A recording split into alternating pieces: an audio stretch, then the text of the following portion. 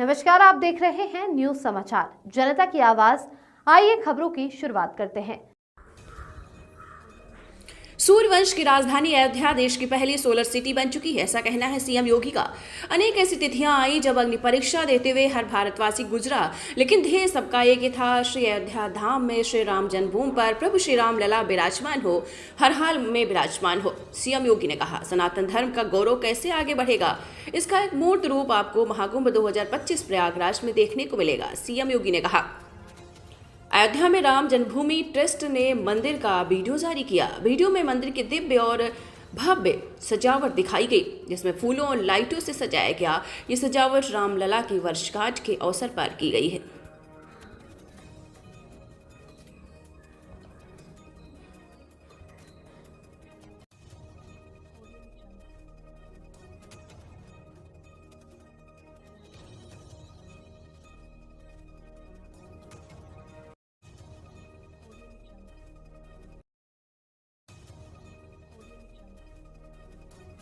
बहनों और भाइयों,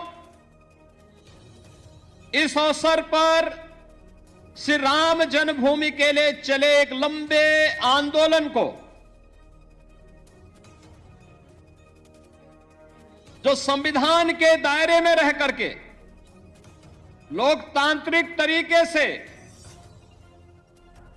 जिस आंदोलन को एक मंच पर सजोने का काम राष्ट्रीय स्वयंसेवक संघ के मार्गदर्शन और नेतृत्व में सरदेव अशोक सिंघल जी ने आगे बढ़ाने का कार्य किया था, आज उनकी स्मृतियों को भी नमन करते हुए उन्हें मैं विनम्र श्रद्धांजलि अर्पित करता हूं। बहनों और भाइयों,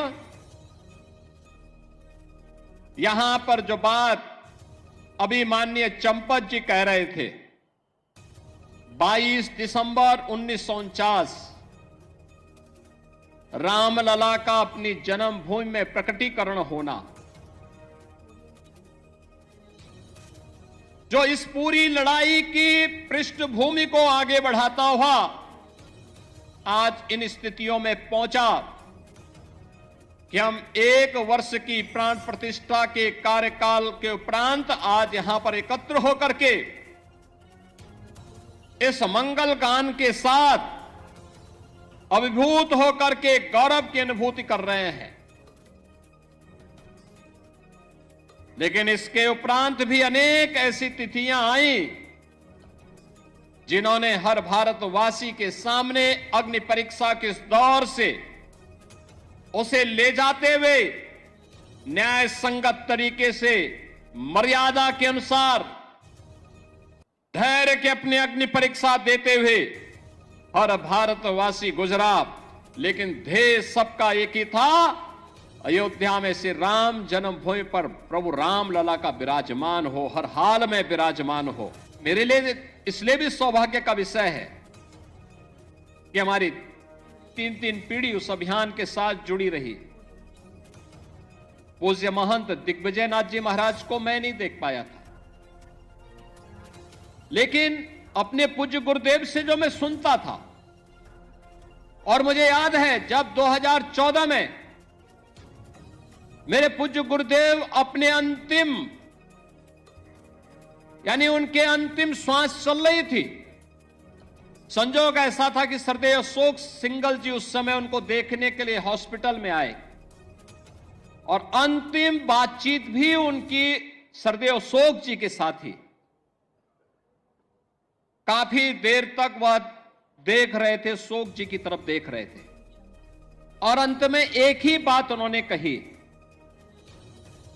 मैं देख रहा था उस दौरान वो कई दिनों से किसी से बोल नहीं रहे थे।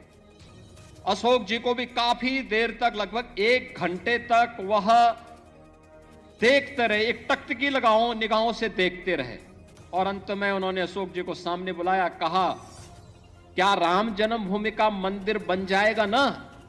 तो अशोक जी ने कहा, जरूर बनेगा, आप एक बार थोड़ा स्वस्थ होइए, जरूर बनेगा, जरूर बनेगा। और यही आश्वस्त के बाद कुछ ही दिन के बाद उन्होंने अपनी भौतिक देह का विश्राम कर दिया था। बहनों और भाइयों, बाबा अभिराम दास जी हों, पूज्य परमहंस रामचंद्र दास जी महाराज रहे हों,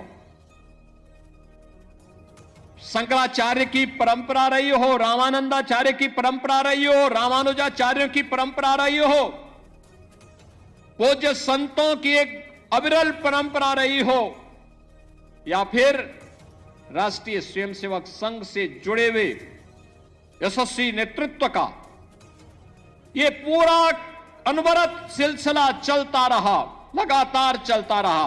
और आज हम सब यहां पर इस बात का एहसास कर रहे हैं कि राम जन्मभूमि के लिए जो ये आंदोलन चला था, आज वो एक सार्थक लक्ष्य की ओर आगे बढ़ते हुए किस रूप में जा रहा। जो भी अयोध्या आता है, कोई भी आता है, दुनिया के अंदर कोई भी आता है, वह व्यक्ति अभिभूत होकर के जाता है। जिसने 5 वर्ष पहले, 10 वर्ष पहले अयोध्या देखी होगी, आज जब अयोध्या आता तो उसको पहचानने में कठिनाई होती। कहता वाह, अयोध्या तो अब त्रेता युग का एहसास करा रहे। आज तो आप कहीं भी जाएंगे अयोध्या में, अयोध्या अयोध्या होने का एहसास कराता है। आज हमारी अयोध्या देश की पहली सोलर सिटी बन चुकी है।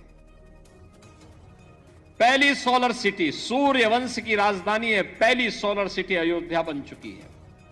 ये जो बिजली यहां दिखती है ना, जलती है स्ट्रीट लाइट के रूप में घरों में, ये किसी थर्मल पावर स्टेशन से नहीं, किसी हाइड्रो पावर स्टेशन से नहीं, बल्कि सूर्य की रोशनी से जो ऊर्जा पैदा होती है, उससे ये बिजली जलती है। और उसी बिजली को पूरी अयोध्या उसी का उपयोग करता है।